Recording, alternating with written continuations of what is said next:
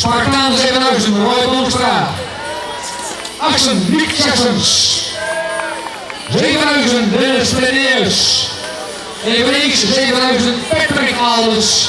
En voor Utrecht Assen 660, Ron Snijder. Heren, succes.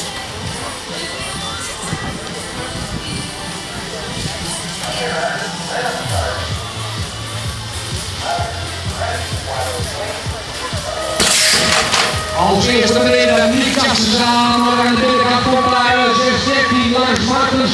En daartussen voor zit toch iemand van Zevenhuizen. En dat moet dan denk ik zijn Roy Boomstra met 856 op plaats nummer 1. Of is het toch iemand anders? Het is die jongen van Boomstra met de dappere haar onder de helm gedaan op plaats 1. Plaats 2 zit dan de 6-13 Lars Martens. En op plaats 3 stalgenoot Nick Jackson met startnummertje 658. Dan zien we naar de 849 van Patrick Alders. We zien ook de 66 van Dylan Snijder. En we zien de 853 van Dennis Pleneers.